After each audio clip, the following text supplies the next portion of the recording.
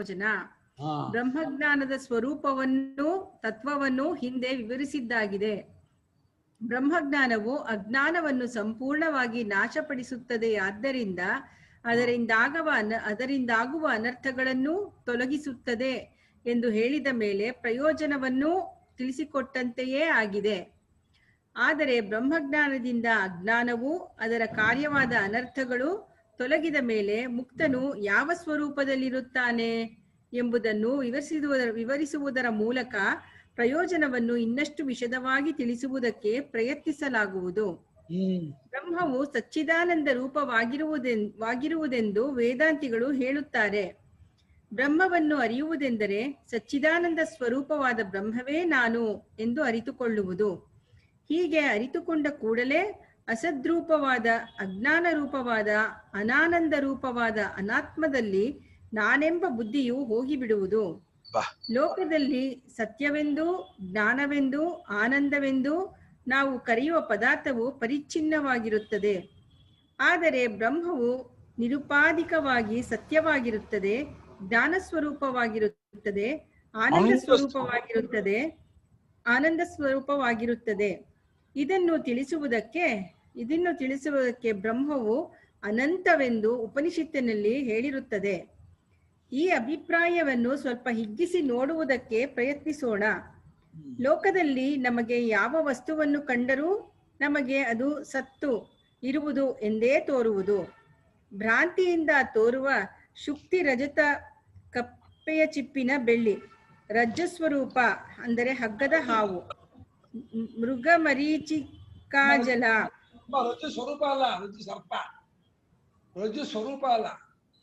ರಜ್ಜು ಸರ್ಪ,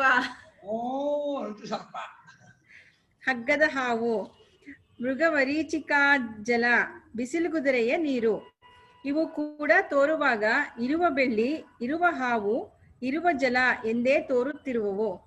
ಆದರೆ ಸ್ವಲ್ಪ ಪರೀಕ್ಷೆ ಮಾಡಿ ನೋಡಿದರೆ ಇದು ಬೆಳ್ಳಿಯಲ್ಲ, ಕಪ್ಪೆಯ ಚಿಪ್ಪು, ಹಾವಲ್ಲ, ಹಗ್ಗ, ನೀರಲ್ಲ, ಬಿಸಿಲುಗುದುರೆ ಎಂಬ ಅರಿವು ಆಗುತ್ತದೆ.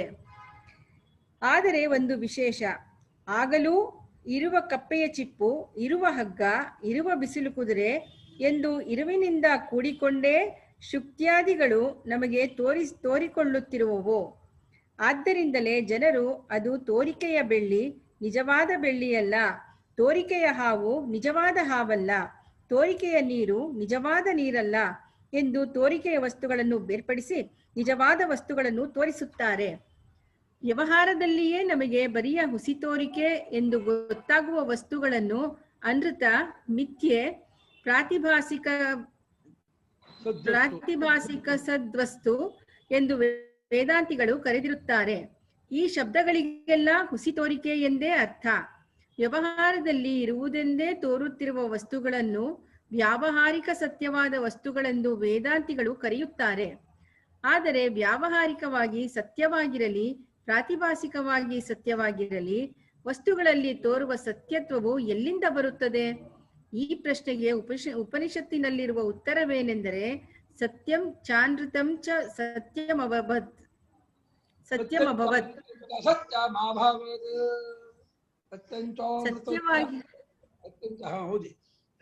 ಸತ್ಯವಾಗಿರುವ ಬ್ರಹ್ಮವೇ, ಪರಮಾತ್ಮ ವಸ್ತುವೇ ವ್ಯವಹಾರದಲ್ಲಿ ಸತ್ಯವೆಂದು, ಅನೃತವೆಂದು ವಿಂಗಡವಾಗಿರುತ್ತದೆ. ಲೋಕದಲ್ಲಿ ಸತ್ಯವೆಂದು ನಾವು ವ್ಯವಹಾರ ಮಾಡುವ ಪದಾರ್ಥವಾಗಲಿ, ಸತ್ಯವೆಂದು ಭ್ರಾಂತಿಯಿಂದ ತೋರುವ ಪದಾರ್ಥವಾಗಲಿ ಅಳತೆಯ ಸತ್ಯತ್ವವುಳ್ಳದ್ದು. ಅದು ಎಲ್ಲಾ ದೇಶದಲ್ಲಿಯೂ ಎಲ್ಲಾ ಕಾಲದಲ್ಲಿಯೂ ಇರುವುದಲ್ಲ. ಆತ್ಮನು ಮಾತ್ರ ಯಾವ ದೇಶದ, ಕಾಲದ ಅಥವಾ ವಸ್ತುವಿನ ಅವಧಿಯಿಲ್ಲದೆ ಅನಂತವಾಗಿ ಸತ್ಯವಾಗಿರುವ ವಸ್ತುವಾಗಿರುತ್ತಾನೆ. ಆದ್ದರಿಂದ ಅವನು ಪರಮಾರ್ಥ ಸತ್ಯವಾಗಿರುತ್ತಾನೆ.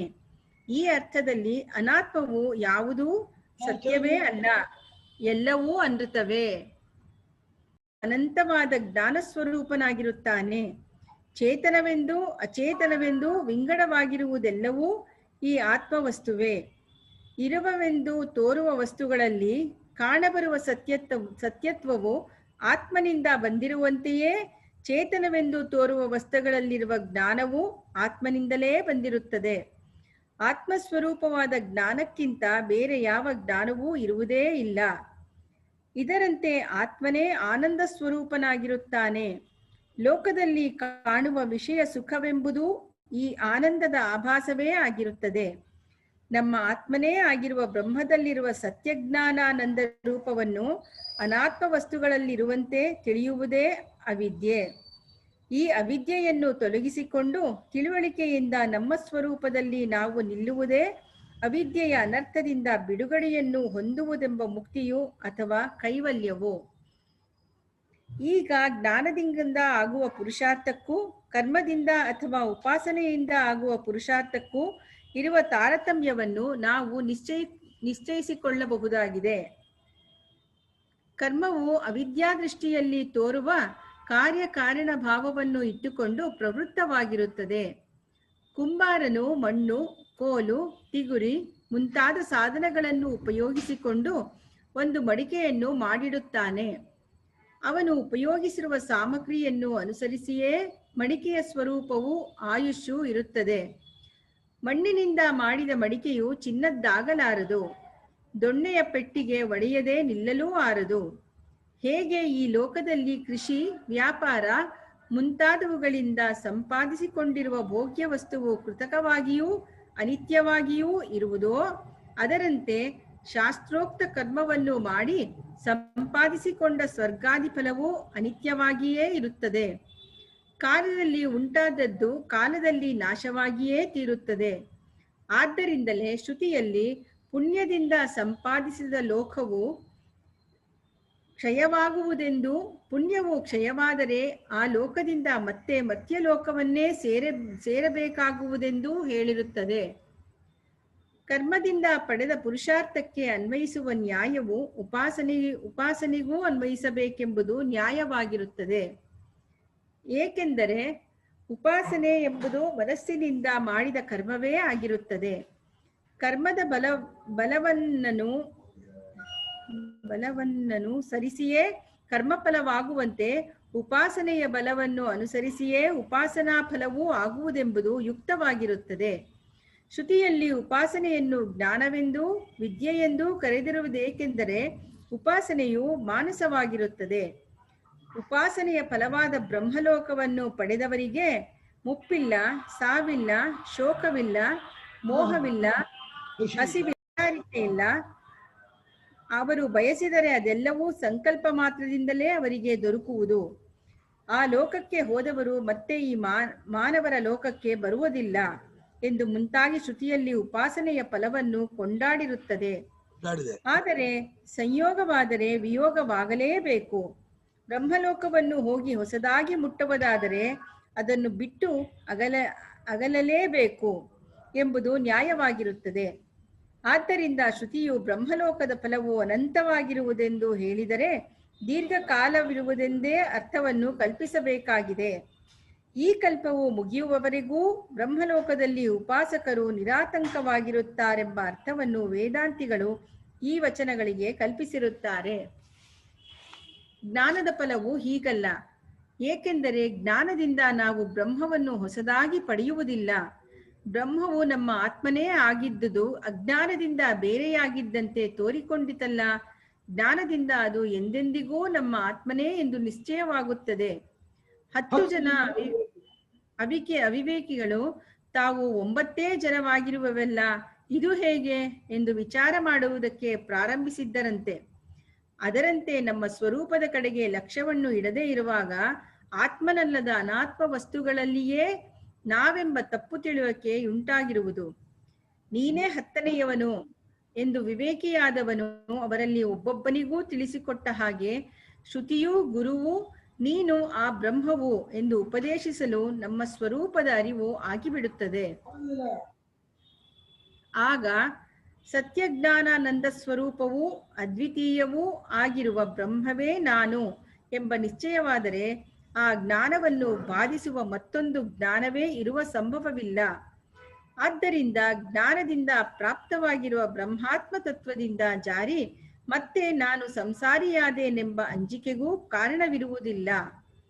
ಈ ರೀತಿಯಲ್ಲಿ ನೋಡಿದರೆ ಅವಿದ್ಯೆಯಿಂದ ತೋರುತ್ತಿದ್ದ ಕ್ರಿಯಾಕಾರಕ ಫಲರೂಪವಾದ ಸಂಸಾರವು ಎಚ್ಚರದಿಂದ ಹಾರುವ ಕನಸಿನಂತೆ ಜ್ಞಾನದಿಂದ ಸಂಪೂರ್ಣವಾಗಿ ಅತ್ಯಂತವಾಗಿ ನಾಶವಾಗಿ ಬಿಡುತ್ತದೆ. ಕರ್ಮೋಪಾಸನೆಗಳ ಫಲವು ಅನಿತ್ಯವಾಗಿರುವುದಕ್ಕೂ ಜ್ಞಾನದ ಫಲವು ನಿತ್ಯವಾಗಿರುವುದಕ್ಕೂ ಇದೇ ಕಾರಣ. ಆದ್ದರಿಂದ ಜ್ಞಾನದಿಂದಲೇ ಆನಂದ ರೂಪವಾದ ನಮ್ಮ ಸ್ವರೂಪ ಪ್ರಾಪ್ತಿ ಎಂಬ ಪರಮ ಪುರುಷಾರ್ಥವಾಗುತ್ತದೆ ಎಂದು ಹೇಳುತ್ತಾರೆ. ಬ್ರಹ್ಮಜ್ಞಾನದ ಪ್ರಯೋಜನವು ಏನು? ಇದನ್ನು ಪಡೆಯುವೆನು ಎಂಬ ಕ್ಷುದ್ರ ಪ್ರಯೋಜನದ ಬಾಯಾರಿಕೆಯು ಹಿಂಗುವುದು ಮೊದಲನೆಯ ಪ್ರಯೋಜನವು.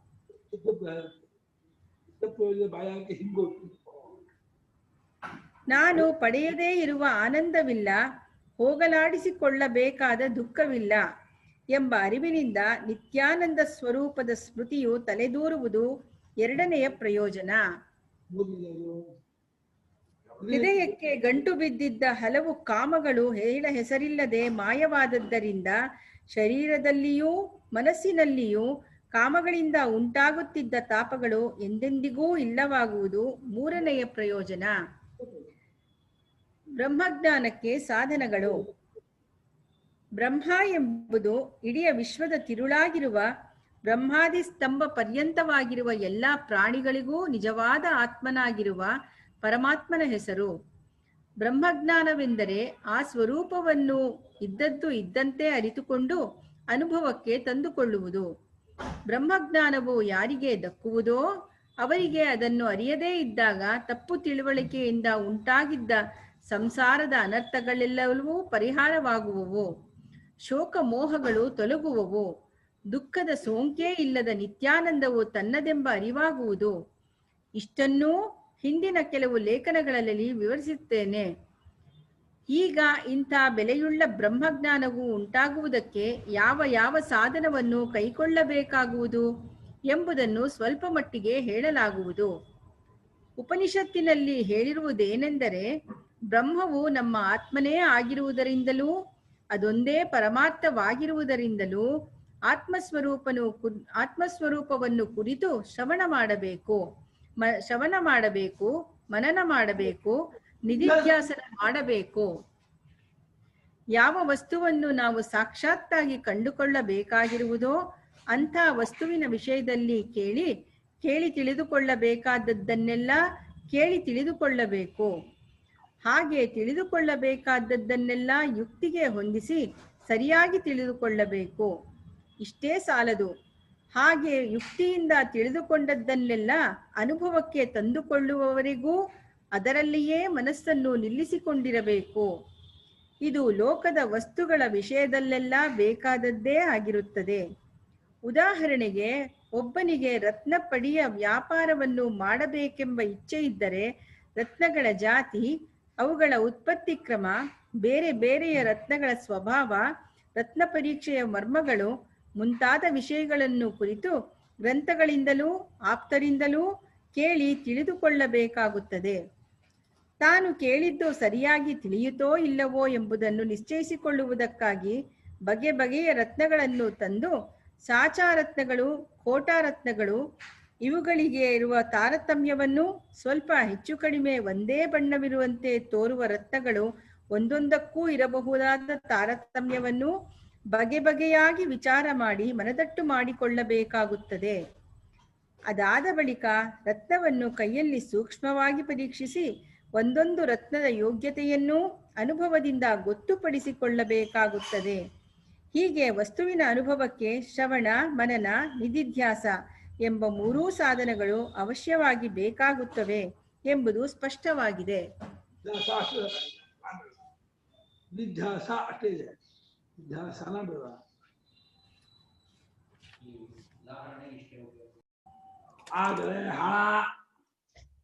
ಆದರೆ ಹಣ, ವ್ಯಾಪಾರದ ಮರ್ಮದ ಜ್ಞಾನ ಮುಂತಾದ ತಿಳುವಳಿಕೆಗಳಿದ್ದರೂ ರತ್ನವನ್ನು ಪರೀಕ್ಷಿಸಿ ನಿಶ್ಚಯಿಸುವ ಬುದ್ಧಿಯು ಸಾಕಾದಷ್ಟು ಚುರುಕಾಗಿಲ್ಲದಿದ್ದರೆ ಸುಮ್ಮನೆ ಶ್ರವಣ, ಮನನ, ನಿಧಿಧ್ಯಾಸನಗಳನ್ನು ಮಾಡಿದ ಮಾತ್ರದಿಂದ ರತ್ನದ ಅನುಭವವು ಉಂಟಾಗಲಾರದು. ಆದ್ದರಿಂದ ಕರಣ ದೋಷವೇನಾದರೂ ಇದ್ದರೆ ಆ ದೋಷ ಪರಿಹಾರಕ್ಕಾಗಿಯೂ ಅದನ್ನು ರತ್ನ ಪರೀಕ್ಷೆಗೆ ತಕ್ಕಷ್ಟು ಸೂಕ್ಷ್ಮವಾಗಿಸಿಕೊಳ್ಳುವುದಕ್ಕಾಗಿಯೂ ಬೇರೆಯ ಪ್ರಯತ್ನವನ್ನೇ ಕೈಗೊಳ್ಳಬೇಕಾಗುತ್ತದೆ. ಇದರಂತೆ ಆತ್ಮದರ್ಶನಕ್ಕೆ ಬೇಕಾದ ಜ್ಞಾನವು ಶ್ರವಣ, ಮನನ, ನಿಧಿಧ್ಯಾಸನ ಇವುಗಳಿಂದ ಹುಟ್ಟುವುದಾದರೂ ಶ್ರವಣಾದಿಗಳು ಈ ಜ್ಞಾನವನ್ನು ತಂದುಕೊಡುವುದಕ್ಕೆ ಮೊದಲು ಅಂತಃಕರಣವನ್ನು ಸಂಸ್ಕಾರಗೊಳಿಸುವುದಕ್ಕೆ ಶಮದಮಾದಿಗಳೆಂಬ ಸಾಧನಗಳು ಬೇರೆ ಬೇಕಾಗುತ್ತವೆ. ದೀರ್ಘ ಬಿಡಿದೆ, ಶಮಾಬಿಡ ದೀರ್ಘ ಬೇಡ, ಶಮದಮಾದಿಗಳೆಂಬ.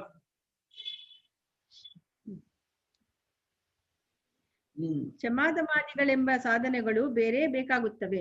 ಆದ್ದರಿಂದಲೇ ಶ್ರೀ ಶಂಕರಾಚಾರ್ಯರವರು ತತ್ ಆತ್ಮ ತತ್ವಂ ವಿಜ್ಞಾನೇನ ವಿಶಿಷ್ಟೇನ ಶಾಸ್ತ್ರಾಚಾರ್ಯೋಪದೇಶ ಜನಿತೇನ ಜ್ಞಾನೇನ ಶಮದಮ ಧ್ಯಾನ ಸರ್ವತ್ಯಾಗ ವೈರಾಗ್ಯೋದ್ಭೂತೇನ ಪಶ್ಯಂತಿ ಸರ್ವತಃ ಪೂರ್ಣಂ ಪಶ್ಯಂತಿ ಉಪಲಬ್ಧಂತೆ ಧೀರ ವಿವೇಕಿನಃ ಎಂದಿರುತ್ತಾರೆ. ಆತ್ಮತತ್ವವನ್ನು ಕಂಡುಕೊಳ್ಳುವುದಕ್ಕೆ ಒಂದಾನೊಂದು ಅಸಾಧಾರಣವಾದ ಜ್ಞಾನವೂ ಬೇಕಾಗುತ್ತದೆ. ಅದಕ್ಕೆ ಶಾಸ್ತ್ರದ ಉಪದೇಶವೂ ಆಚಾರ್ಯರ ಉಪದೇಶವೂ ಬೇಕಾಗುತ್ತದೆ. ಇದರ ಜೊತೆಗೆ ಶಮ, ದಮ, ಧ್ಯಾನ, ಸರ್ವತ್ಯಾಗ ಮುಂತಾದವುಗಳಿಂದ ಅಂತಃಕರಣಕ್ಕೆ ಸಂಸ್ಕಾರವೂ ಆಗಬೇಕಾಗಿರುತ್ತದೆ.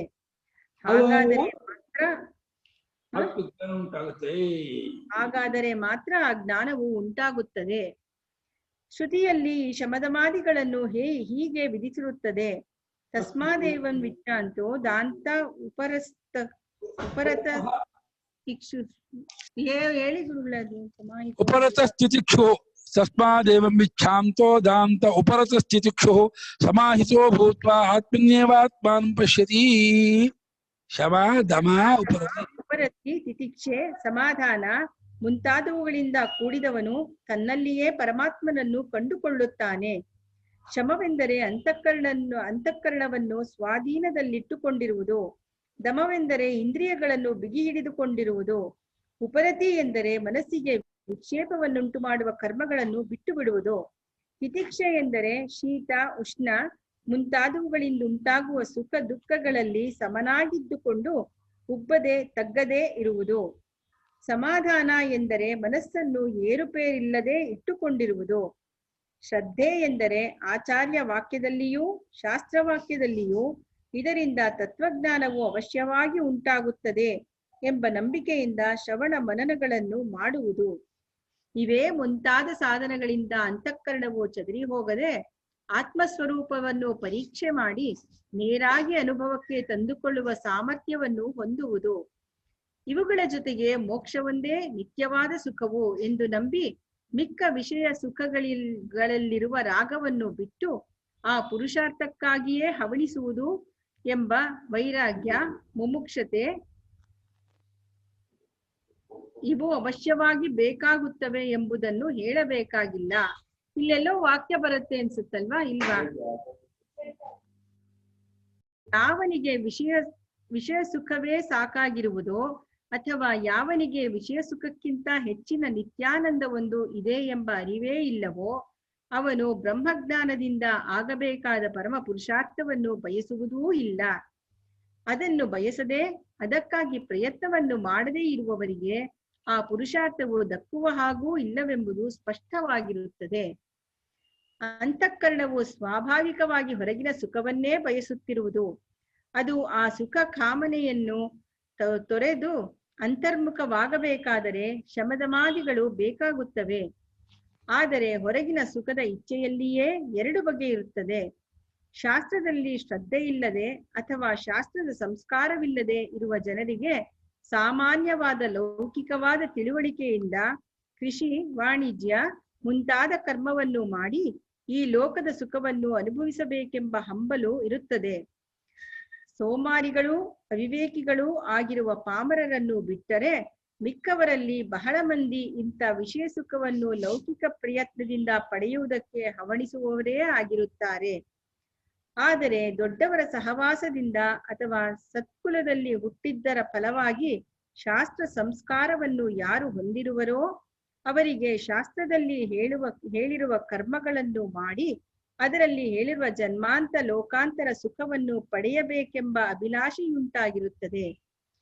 ಈ ಎರಡು ವಿಧವಾದ ವಿಷಯ ಸುಖಾಭಿಲಾಷೆಯಿಲ್ಲದ ವಿರಕ್ತರೇ ಪ್ರಕೃತವಾದ ಬ್ರಹ್ಮಜ್ಞಾನಕ್ಕೆ ಅಧಿಕಾರಿಗಳು. ಅವರಿಗೆ ಈ ಜ್ಞಾನದಿಂದ ಸಿಕ್ಕಬೇಕಾದ ಪರಮ ಪ್ರಯೋಜನವು ದೊರಕುತ್ತದೆ. ಹೇಗೆ ಈ ಲೋಕದಲ್ಲಿ ಕೃಷಿಯೇ ಮುಂತಾದ ಕರ್ಮಗಳಿಂದ ಪಡೆದುಕೊಂಡ ಫಲವು ಸವೆದು ಹೋಗುತ್ತದೆಯೋ, ಹಾಗೆಯೇ ಶಾಸ್ತ್ರೋಕ್ತ ಕರ್ಮವನ್ನು ಮಾಡಿದ ಪುಣ್ಯದಿಂದ ಪಡೆದುಕೊಂಡ ಸ್ವರ್ಗ ಸುಖವೇ ಮುಂತಾದದ್ದು ಕೃತಕವಾಗಿರುವುದರಿಂದ ಕ್ಷಯವಾಗುತ್ತದೆ ಎಂದು ಶ್ರುತಿಯು ಹೇಳುತ್ತದೆ. ಸ್ವರ್ಗಲೋಕಕ್ಕೆ ಹೋಗಿ ಪುಣ್ಯದ ರಾಶಿಯು ಸವೆಯಲಾಗಿ ಮತ್ತೆ ಈ ಲೋಕಕ್ಕೆ ಬೀಳುವರೆಂಬುದನ್ನು ಯಯಾತಿಯ ಕಥೆಯೇ ಮುಂತಾದ ದೃಷ್ಟಾಂತಗಳಿಂದ ಪುರಾಣಗಳಲ್ಲಿಯೂ ಸ್ಪಷ್ಟಗೊಳಿಸಿರುತ್ತದೆ. ಆದರೆ ಶಾಸ್ತ್ರೋಕ್ತ ಕರ್ಮವು ಈ ರೀತಿಯಿಂದ ಕೊಡುವ ಸುಖವು ಕ್ಷಯ.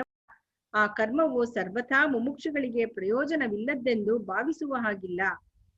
ಏಕೆಂದರೆ ಅದೇ ಕರ್ಮವನ್ನೇ ಪ್ರಕೃತವಾದ ಬ್ರಹ್ಮಜ್ಞಾನಕ್ಕೆ ಪ್ರಯೋಜನವಾಗುವಂತೆ ಮಾಡಿಕೊಳ್ಳುವುದಕ್ಕೂ ಬರುತ್ತದೆ. ಯಜ್ಞ, ದಾನ, ತಪಸ್ಸು ಇವುಗಳಿಂದ ಅಂತಃಕರಣದಲ್ಲಿರುವ ರಾಗ, ದ್ವೇಷ, ಮೋಹ, ಮದ, ಮಾತ್ಸರ್ಯ ಮುಂತಾದ ದೋಷಗಳು ತೊಲಗಿ ಚಿತ್ತಶುದ್ಧಿಯಾಗುವುದೆಂದು ಬಳಿಕ ಮೇಲೆ ಹೇಳಿದಂತೆ ಶಮದಮಾದಿಗಳಿಂದ ಅಂತಃಕರಣವನ್ನು ಆತ್ಮನನ್ನೇ ಚಿಂತಿಸುತ್ತಾ ಮತ್ತೊಂದು ಕಡೆಗೆ ಚಲಿಸದಂತೆ ಮಾಡಿಕೊಳ್ಳಬಹುದೆಂದೂ ಶಾಸ್ತ್ರದಲ್ಲಿ ಹೇಳಿರುತ್ತದೆ. ಆದರೆ ಶಾಸ್ತ್ರೋಕ್ತ ಕರ್ಮಗಳನ್ನು ಈ ರೀತಿಯಲ್ಲಿ ಉಪಯೋಗಿಸಿಕೊಳ್ಳಬೇಕಾದರೆ ಕಾಲುವೆಯ ನೀರನ್ನು ಹೊಲಕ್ಕೆ ಹಾಯಿಸಿಕೊಳ್ಳುವಂತೆ ವಿಷಯಗಳ ಕಡೆಗೆ ತಿರುಗುತ್ತಿರುವ ಮನಸ್ಸನ್ನು ಆತ್ಮನ ಕಡೆಗೆ ತಿರುಗಿಸಿಕೊಳ್ಳುವ ಪ್ರಯತ್ನವನ್ನು ಮಾಡಬೇಕಾಗುತ್ತದೆ. ಪರಮೇಶ್ವರನೇ ನಮ್ಮಗಳ ಆತ್ಮನೆಂದು ನಂಬಿ ಆತನ ಅನುಗ್ರಹಕ್ಕಾಗಿಯೇ ನಾವು ಮಾಡುವ ಕರ್ಮಗಳೆಲ್ಲವನ್ನೂ ಮಾಡಬೇಕಾಗುತ್ತದೆ. ಕರ್ಮವನ್ನು ನಾನು ಮಾಡುತ್ತೇನೆ ಎಂಬ ಸಂಘವನ್ನು ಇದರ ಫಲವು ನನಗೇ ಆಗಬೇಕೆಂಬ ಫಲೇಚ್ಛೆಯನ್ನು ತೊರೆದು ಪರಮೇಶ್ವರನ ಪ್ರೀತಿಗಾಗಿಯೇ ಕರ್ಮವನ್ನು ಮಾಡಬೇಕಾಗುತ್ತದೆ. ಈ ಕೌಶಲಕ್ಕೆ ಕರ್ಮಯೋಗವೆಂದು ಹೆಸರು. ಆದ್ದರಿಂದ ಶ್ರವಣ ಮನನ ನಿಧಿಧ್ಯಾಸನಗಳ ಹಿಂಗಡೆಯಲ್ಲಿ ಶಮಾದಿಗಳು ಬೇಕಾಗಿರುವಂತೆ ಶಮಾದಿಗಳ ಹಿಂಗಡೆಯಲ್ಲಿ ಈ ಕರ್ಮಯೋಗವು ಅವಶ್ಯವಾದ ಸಾಧನವಾಗಿರುತ್ತದೆ. ಇಲ್ಲಿ ಹೇಳಿರುವ ಸಾಧನಗಳನ್ನು ಇನ್ನೂ ವಿವರವಾಗಿ ತಿಳಿದುಕೊಂಡ ಹೊರತು ಇವುಗಳ ವ್ಯಾಪಾರವು ನಮಗೆ ಚೆನ್ನಾಗಿ ಮನದಟ್ಟಾಗುವ ಹಾಗಿಲ್ಲ. ಆದ್ದರಿಂದ ಮುಂದೆ ಸಂದರ್ಭ ಒದಗಿದಂತೆ ಇವುಗಳನ್ನು ವಿವರಿಸಲಾಗುವುದು. ಆದರೆ ಸದ್ಯಕ್ಕೆ ಇಷ್ಟು ತಿಳಿದುಕೊಂಡರೆ ಸಾಕು. ಯಜ್ಞಾದಿಗಳನ್ನು ಪರಮೇಶ್ವರ ಪ್ರೀತ್ಯರ್ಥವಾಗಿ ಆಚರಿಸುವ ಕರ್ಮಯೋಗವು ಪರಮೇಶ್ವರನನ್ನೇ ಶಮಾದಿಗಳಿಂದೊಡಗೂಡಿ ಚಿಂತಿಸುವ ಧ್ಯಾನ ಯೋಗವು ಒಂದಕ್ಕಿಂತ ಒಂದು ಹೆಚ್ಚು ಸೂಕ್ಷ್ಮವಾದ ಸಾಧನಗಳಾಗಿರುತ್ತವೆ. ಶ್ರವಣ ಮನನ ನಿಧಿಧ್ಯಾಸನಗಳು ಇನ್ನೂ ಒಳಗಿನ ಸೂಕ್ಷ್ಮವಾದ ಜ್ಞಾನೋತ್ಪತ್ತಿಗೆ ನೇರಾಗಿ ಕಾರಣವಾಗಿರುವ ಸಾಧನಗಳಾಗಿರುತ್ತವೆ. ಇವುಗಳಲ್ಲಿ ಯಾವನು ಯಾವ ಅಂತಸ್ತಿನ ಚಿತ್ತವುಳ್ಳವನಾಗಿರುವನೋ ಅವನು ತನ್ನ ಅಂತಸ್ತಿನ ಸಾಧನವನ್ನು ಆರಿಸಿಕೊಳ್ಳಬೇಕು. ಬಹು ಜನರು ಹೊರಗಿನ ವಿಷಯಗಳಲ್ಲಿ ಆಸಕ್ತರಾಗಿರುವುದರಿಂದ ಅವರು ಮುಮುಕ್ಷುಗಳಾದರೆ ಕರ್ಮಯೋಗವನ್ನೇ ಆರಿಸಿಕೊಳ್ಳಬೇಕಾಗುತ್ತದೆ. ಆದರೆ ಯಾರು ಕರ್ಮಯೋಗದಿಂದಾಗಬೇಕಾದ ಚಿತ್ತಶುದ್ಧಿಯನ್ನು ಪಡೆದುಕೊಂಡಿರುವರೋ ಅಂಥವರು ಧ್ಯಾನ ಯೋಗವನ್ನು ಶ್ರವಣಾದಿಗಳನ್ನು ಕ್ರಮಕ್ರಮವಾಗಿ ಅವಲಂಬಿಸಬೇಕಾಗುವುದು. ಯಾರು ಬೇಕಾದರೂ ವೇದಾಂತ ವಿಚಾರವನ್ನು ಮಾಡಬಹುದು, ಅಲ್ಪ ಸ್ವಲ್ಪ ಜ್ಞಾನವನ್ನು ಸಂಪಾದಿಸಿಕೊಳ್ಳಬಹುದು. ಆದರೆ ಯಾರು ಸರಿಯಾಗಿ ಸಾಧನಗಳನ್ನು ಮಾಡಿ ಶ್ರವಣ ಮನನ ನಿಧಿಧ್ಯಾಸನಗಳನ್ನು ಮಾಡುವರೋ ಅವರಿಗೆ ಮಾತ್ರ ಈ ಜನ್ಮದಲ್ಲಿಯೇ ಜ್ಞಾನದ ಪರಮಫಲವು ಲಭಿಸುವುದು. ವೇದಾಂತ ಜ್ಞಾನದ ಪರಮಫಲವು ದೊರೆಯುವುದಕ್ಕೆ ಜ್ಞಾನದಲ್ಲಿ ನಿಷ್ಠೆಯುಂಟಾಗಿರಬೇಕು. ಎಂದರೆ ಸಂಶಯ ವಿಪರೀತ ಜ್ಞಾನಗಳ ಸಂಪರ್ಕವಿಲ್ಲದೆ ನಿಶ್ಚಯ ಜ್ಞಾನದಲ್ಲಿ ನೆಲೆ ನಿಂತಿರಬೇಕು.